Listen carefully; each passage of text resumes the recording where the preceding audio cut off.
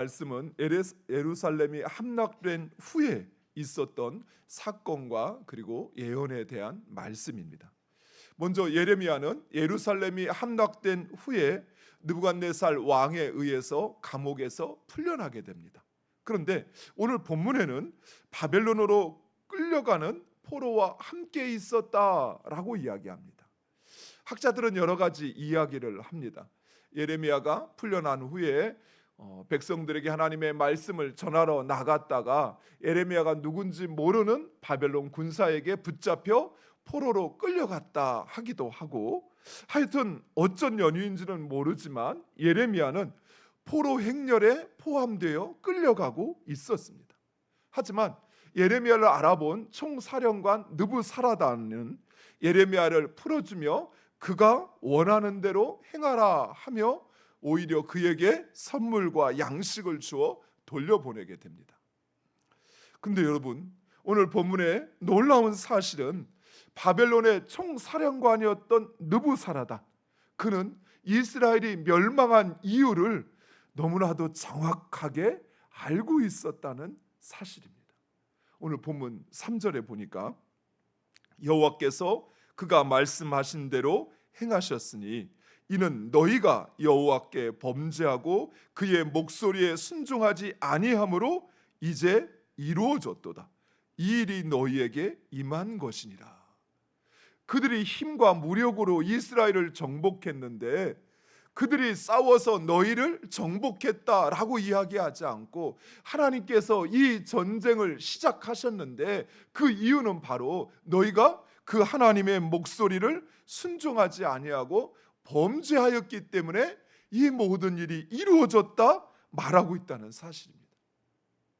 정작 선민이라 자처하는 이스라엘 백성들은 눈이 어두워 보지 못하고 마음이 완악하여 깨닫지 못하는데 이방 민족의 장수는 제대로 바라보는 눈을 가졌다는 사실입니다.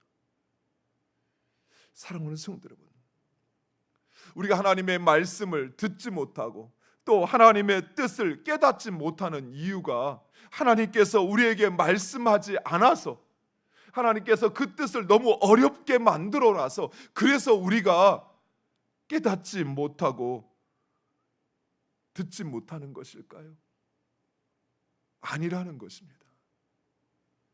이방 민족의 장수도 심지어 그들의 힘과 그들의 지혜로 이스라엘의 예루살렘을 점령했음에도 불구하고 이 일은 하나님께서 범죄한 너희를 향하여 약 말씀하신 것을 이루신 것이다 라고 정확하게 알고 깨닫고 있듯이 하나님은 우리에게 말씀하고 있고 하나님은 우리에게 보여주시고 있는데 정작 우리가 그 하나님의 말씀을 들으려고 하지 않고 하나님의 말씀에 우리의 귀를 닫아버렸기 때문이라는 것이, 우리의 욕심과 우리의 어리석음이 우리의 눈을 가리워버렸다는 사실이에요. 그래서 하나님은 여전히 말씀하시고 일하시고 계시는데 우리가 듣지 못하고 보지 못하고 있다는 것입니다. 사랑하는 성도 여러분, 하나님은 지금도 주의 말씀을 통해서 말씀하고 있습니다. 주의 사람들을 통해서 말씀하고 있습니다. 우리의 환경과 우리의 상황을 통해서 하나님은 말씀하고 있습니다. 하나님은 여전히 우리의 삶 가운데 깨어 일하시며 우리에게 보여주고 있습니다. 우리가 주의 말씀을 들으려고 한다면, 우리의 마음을 열고 들으려고 한다면, 우리의 욕심과 어리석음을 내려놓고 하나님의 일하심을 보려고 한다면 우리는 하나님의 말씀을 듣고 그리고 그 뜻을 쫓아 살아갈 수 있을 것입니다. 하나님의 말씀이 너무 어려워서 하나님의 뜻이 저 멀리 숨겨져 있어서 그래서 우리가 듣지 못하고 깨닫지 못하는 것이 아니라 오히려 우리가 진정 그 하나님의 말씀을 들으려고 하지 않는 거예요. 왜? 내가 듣고 싶은 것만 듣고 싶은 거예요. 시드기야 왕처럼 예레미야에게 계속해서 하나님의 말씀이 없느냐, 하나님의 또 다른 말씀이 없느냐 묻는 이유가 내가 원하는 소리를 해달라는 거예요. 유다가 멸망하지 않고 유다가 여전히 건재할 거라는 이야기, 내가 붙잡혀 가지 않을 거라는 이야기를 들려달라는 거예요. 그러니 하나님의 말씀을 듣지 못하고 하나님의 일하심을 깨닫지 못했던 것입니다. 사랑하는 성도 여러분, 우리는 어떠한가요? 여러분은 여러분의 삶에서 하나님의 뜻을 깨닫고 그것을 행하고 있습니까? 내가 만약 하나님의 말씀을 듣지 못하고 또 하나님의 일하심을 보지 못하는 그것이 하나님에게, 상황에게 이유가 있는 것이 아니라 바로 나에게 이유가 있다는 사실이에요. 내가 진정 내가 듣기를 원하는 소리가 아니라 하나님의 말씀을 듣기를 원하고 그리고 하나님께서 일하심을 보기를 원한다면 우리는 듣고 보고 그리고 깨닫게 될 것입니다. 그리고 그 하나님의 뜻을 따라 살아가게 될 것입니다. 이방 장수도 그랬으니까요. 이방 장수도 너무 정확하게 왜 유다가 이스라엘이 멸망한지를 알고 그리고 그것을 오히려 하나님의 선지자에게 이야기하였으니 그러니 하나님의 백성된 우리가 왜 깨닫지 못하겠어요? 왜 보지 못하겠어요? 또한 이 사건을 통해서 우리는 다시 한번 말씀하신 것을 반드시 이루시는 하나님을 볼 수 있습니다. 하나님은 예레미야를 반드시 구원하시겠다고 말씀하셨습니다. 어떤 연유인지 그가 포로로 끌려갔지만 그러나 하나님은 그 가운데서도 콕 집어 예레미야를 그 포로의 행렬에서 구원하여 자유케 하는 것을 볼 수 있습니다. 뿐만 아니라 이방 사령관에게도 긍휼을 입어서 양식과 선물을 받아 돌아오는 것을 볼 수 있습니다. 이처럼 우리 하나님은 말씀하신 것을 반드시 이루십니다. 그 말씀을 나의 삶의 지표로 삼고 나의 삶의 기준으로 삼아야 할 이유가 바로 여기에 있습니다. 그리고 예레미야는 자유의 몸이 되었지만 예루살렘의 남은 자들과 함께 하겠다라고 결정합니다. 예레미야 입장에서 본다면 예레미야는 오히려 자신이 하나님의 선지자임을 인정하고 그리고 자신을 존귀하게 여겼던 바벨론, 그 바벨론에 가는 것이 예레미야 입장에는 훨씬 더 편하고 좋은 것이었을 것입니다. 하지만 예레미야는 멸망한 이 땅의 백성들과 함께 있기를 원했고 그리고 유다의 총독으로 세워진 그다랴와 함께 예루살렘의 재건을 위해 노력합니다. 예레미야는 진정 하나님의 마음을 가진 선지자였어요. 사랑하는 성도 여러분, 우리도 서로에 대하여 이런 마음을 가져야 돼요. 그냥 있으나 마나한 사람, 아니 그 사람 옆에 있으면 나에게 도움이 될 것 같으니까 그러니까 그 사람 옆에 있는 존재가 아니라 오히려 그 사람은 나에게 피해가 되고 나에게 손해를 주는 사람이라 할지라도 하나님의 마음을 가지고 그를 긍휼히 여기고 그를 돌아볼 수 있는 사람, 그 사람이 하나님의 마음을 가진 사람입니다. 당시 바벨론은 그동안 그들이 정복했던 다른 나라와들과는 달리 유대에는 특별한 정책을 취합니다. 그것은 바로 유대의 지도자를 세워 유대를 통치하게 하는 것이었습니다. 그것이 바로 그다랴, 사반의 손자요 아히감의 아들이었던 그다랴를 유대의 총독으로 세워 유대 땅을 다스리게 합니다. 이러한 조치는 느부사라단의 말처럼 예루살렘의 멸망이 하나님의 말씀에 따라 이루어진 것임을 믿었기 때문입니다. 참 놀랍죠? 이방 민족인데 오히려 선지자와 같이 하나님의 말씀, 하나님의 뜻을 이야기하고 그 하나님의 뜻에 따라 그들의 정책을 펼치고 있는 것입니다. 여러분 생각해 보세요. 예전에 우리나라가 일본의 식민지가 되었을 때 일본이 우리나라 총독을 세웠습니까? 아니죠. 일본 총독을 보내서 우리나라를 다스리게 했죠. 이게 정복한 나라들의 식민지 정책입니다. 일반적인. 그런데 바벨론은 그렇게 하지 않았어요. 오히려 유다 사람을 총독으로 세워 통치하게 합니다. 왜요? 이 모든 일이 하나님께서 시작하시고 이루셨다는 것을 믿기 때문에. 그래서 사반의 손자 아히감의 아들 그랴라가 유대의 총독으로 세워집니다. 그런데 이 그랴라를 소개하면서 계속해서 사반의 손자 아히감의 아들 그랴라라고 이야기합니다. 뭔가 있어 보이죠? 사반이 누구입니까? 요시야 왕 때 성전을 새롭게 청소를 하다가 회복을 하다가 거기에서 율법책이 발견됩니다. 그러자 제사장 hil기야가 바로 이 사반에게 율법책을 들고 가서 요시야 왕에게 이 책을 읽어주라 이야기합니다.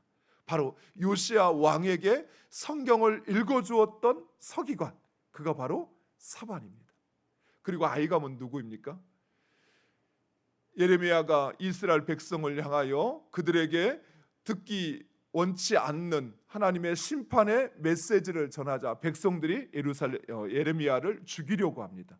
그때 백성들을 제지하면서 예레미야 선지자를 구했던 사람이 바로 아히감입니다.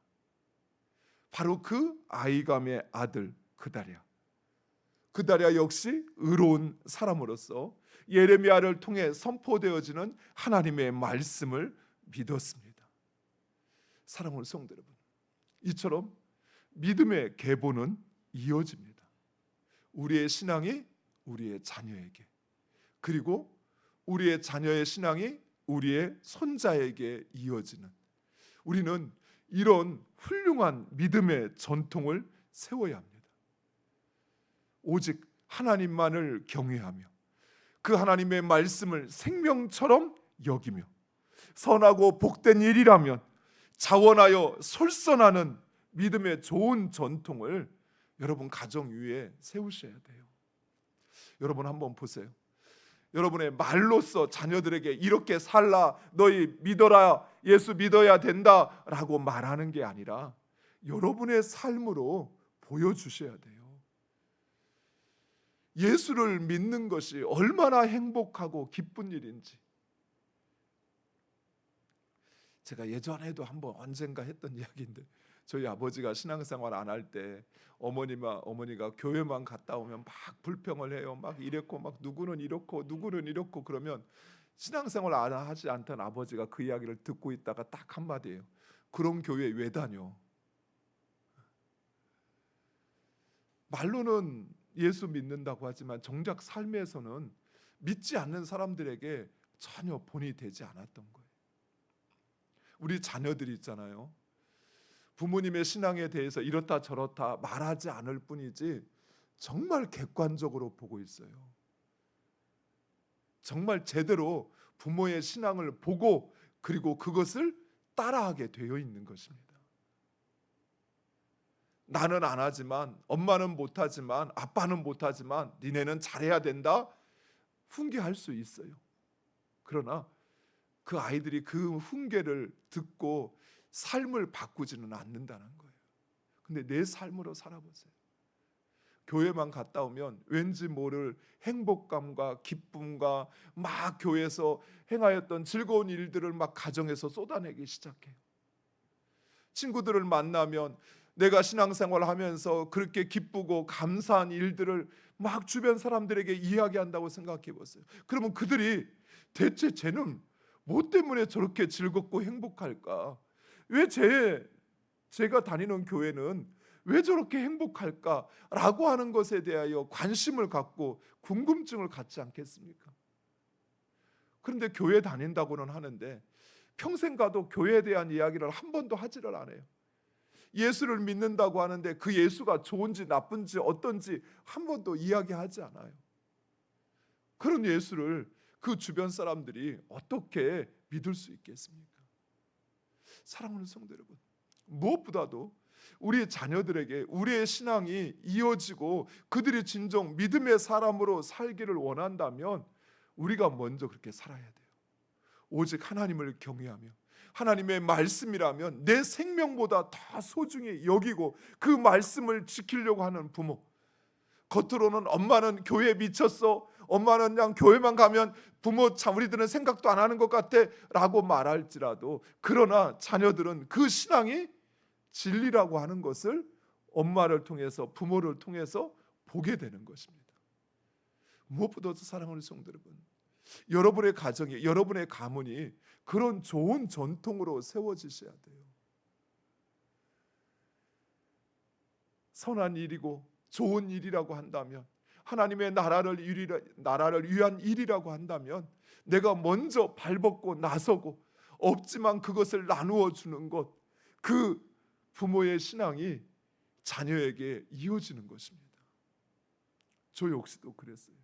어머니의 또 그런 모습이 있었지만, 또 한편으로는 교회 일이라고 하면 그냥 그 쌀 뒤주에, 저희 집에는 쌀이 없어도 그 쌀을 성미에 담아서 교회에 드리는 어머니의 모습이 지금도 생생하게 기억나요. 저한테 보여주려고 한 것 아니겠지요. 근데 저는 그 모습이 지금도, 그 쌀 항아리를 막 박박 긁어서 성미 항아리에 담는 어머니의 모습이 기억이 나요. 사랑하는 성도 여러분, 우리 자녀들이 나의 신앙보다 더 좋은 신앙으로 살아가기를 원하고, 여러분의 자손 대대로 또 그 믿음의 가문을 이어가기를 원하신다면 여러분의 삶으로 보여주셔야 돼요. 여러분의 삶 가운데 나타나야 돼요. 그래야 우리의 자녀들도 우리 엄마가 그랬어, 우리 아빠가 그랬어, 우리 부모님이 그랬어 하며 그 신앙을 따라가는 거예요. 사반의 신앙이 아히감에게 이어졌고, 아히감의 신앙이 그다랴에게 이어졌던 것입니다. 그다랴는 예레미야와 함께 폐허가 된 예루살렘을 떠나 이제 새로운 영적인 터전인 미스바의 그 터전을 삼게 됩니다. 그러자 남은 유다 백성들뿐만 아니라 뿔뿔이 흩어졌던 그 유다 백성들이 미스바에 몰려들기 시작합니다. 이후로 미스바는 이스라엘의 연합과 그리고 영적인 갱신의 상징이 됩니다. 이전까지는 예루살렘이었습니다. 시온성이었습니다. 다윗성이었습니다. 그러나 이제 미스바가 바로 그 영적인 계보를 이어가게 됩니다. 무엇보다도 예레미야는 이스라엘의 멸망을 경험한 이스라엘 백성들에게 이제라도 주께 돌아와야 한다라고 선언했을 것입니다. 전했을 것입니다. 그런데 이 미스바에 모인 사람들 가운데는 그다랴를 새로운 통치자로 인정하지 않는 사람들도 있었습니다. 그 사람은 바로 왕의 종친이었던 느다냐의 아들 이스마엘이었습니다.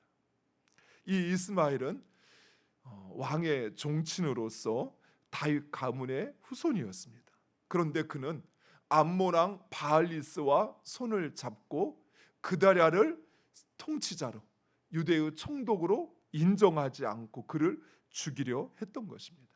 그런데 이 사실을 알게 된 요하나는 그다랴에게 이스마엘을 불러 자신이 죽이겠다라고 이야기를 합니다. 그런데 어찌된 일인지 그다랴는 요하난의 말을 믿지 않았습니다. 안타깝게도 그다랴는 시대를 보는 눈은 있었지만 자기 자신을, 자신의 주변을 보는 눈은 없었던 것이에요. 어려운 시기, 한마음이 되어도 모자랄 판국에 이스라엘은 또다시 암투와 분열을 하게 됩니다. 이처럼 죄악된 세상에서 우리가 그리스도인으로 또 하나님의 교회로 살아간다는 것은 정말 어렵습니다. 사랑하는 성도 여러분, 그럼에도 하나님은 그 어두운 시대 가운데서도 예레미야와 또 포로된 이스라엘 백성들을 위해서 예스겔을 통해서 말씀하셨습니다. 즉 하나님은 혼탁하고 어지러운 이 세상 속에서도 여전히 하나님의 사람을 통해서 우리에게 말씀하고 있다는 것입니다. 그 하나님의 세미한 음성에 귀를 기울이고 하나님의 말씀에 순종하는 여러분 되시기를 축원드립니다. 그 길이 우리가 사는 길입니다. 기도하겠습니다. 아버지 하나님,